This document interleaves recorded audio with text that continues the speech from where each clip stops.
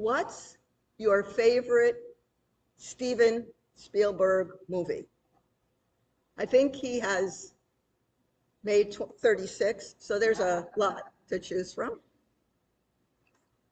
Did you love Jaws or Jurassic Park? Or are you more of a Saving Private Ryan fan?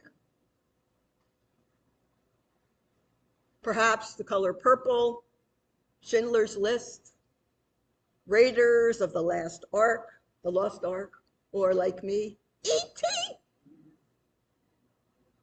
An article in the National Catholic Reporter written by Mike Leach inspired today's homily.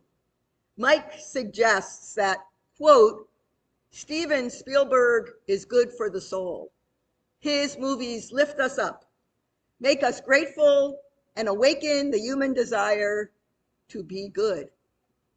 His stories, built on the spiritual values of love, compassion, gratitude, wonder, beauty, and joy, stay with us for life, end quote. Curious about the source of Spielberg's creative spirituality, Mike actually references a 1999 interview where someone asked Spielberg a two-part question: why listening matters so much to him, and whether he believes in aliens. Spielberg's response was to laugh and then explain. In Judaism, the most important prayer is the Shema, which is the Hebrew word for hear or listen. From childhood, it was reinforced to Stephen that the most important spiritual act Spielberg could do was to listen. Not to listen to outside authority, but to the voice within. And for those of you who might be curious, yes, he does believe in aliens. And that, my friends, brings us back to Elijah. So although today's readings, we had a bit of, in the first reading and the gospel, we had like people being terrified. We're all familiar with Peter walking on the water. So we're gonna like focus on the first reading because I think we're less familiar. So a bit of context to better understand the reading that Susie proclaimed so wonderfully this morning. Specifically, why Elijah is deathly afraid. So it's 850 before the Common Era. None of us were alive. King Ahab rules the northern kingdom of Israel. And of the couple, it is Ahab's wife, Jezebel, often described as cunning, influential, and a woman who wielded power ruthlessly. She's the one that proves to be the clearer, tougher ruling force. Although many Israelite kings were as ambitious and ruthless in distorting the law to their personal political ends as Jezebel was, the Hebrew Bible condemns her. What a surprise. And Jezebel's side of the story is never told. She was Phoenician, daughter of the king from Tyre in current-day Lebanon, and likely married to Ahab in a political alliance crafted by her father. She worshipped Phoenician deities with King Ahab's assistance.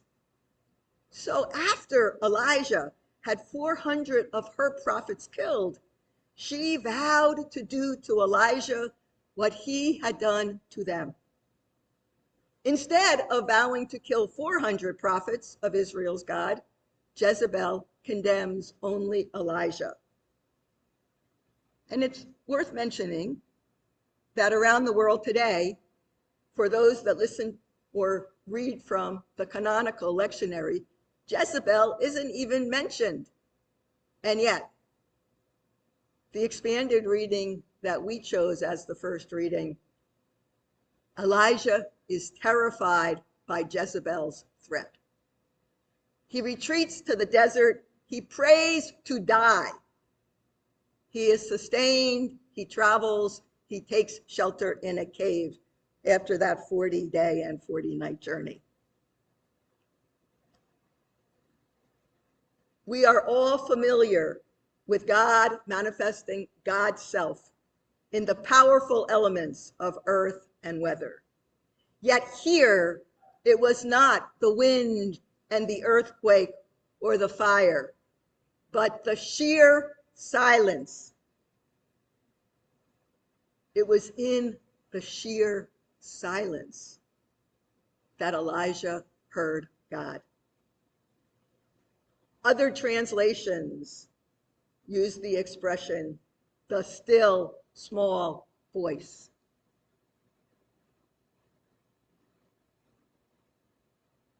My friends, it's critical to listen in silence. I'm going to make the assumption none of us are terrified in quite the same way, and none of us have killed 400 people and have someone that is threatening us. But I think all of us face our own struggles and at times are terrified, at times are empty, at times fill our lives with so much activity that we might not take the time to be still and listen to that silence, to that word that comes to us when we let go of many of the things that fill our lives. Sometimes for 20 minutes, sometimes for a week, sometimes for longer. I think the ultimate message of today's scripture is to do that and to realize that if we hear the voice inside of us, it gives God a way to speak to us. Now, I want to reinforce a couple of points. The biblical assumption is that Jezebel's prophets worshiped a false god, Baal, the Canaanite god of rain and the harvest and fertility. And because of that, mass slaughter was acceptable. It's not. Second point, you know that I'm a fan of Sister Miriam Trey's Winter. We sang Spirit of God up front.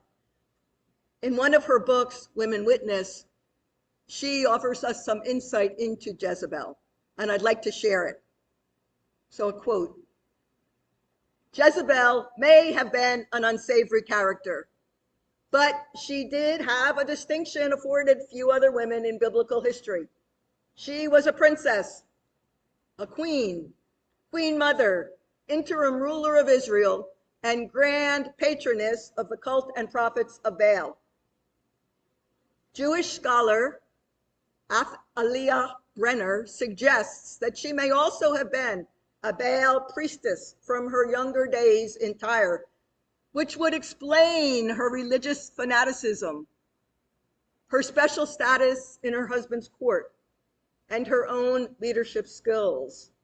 The role of priestess and patroness of Baal would have provided a legitimate basis for her authority and power. This may have been the reason why the authors of the Book of Kings minimized Jezebel's role. She was also a foreigner and a woman, a very powerful woman, and this could only have hurt her memory.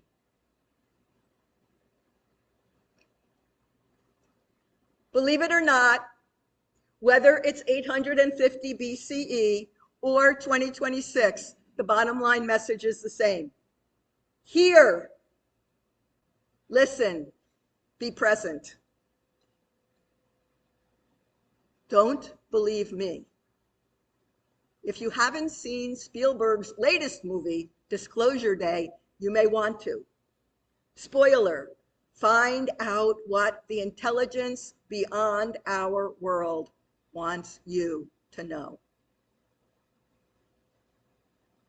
Listen.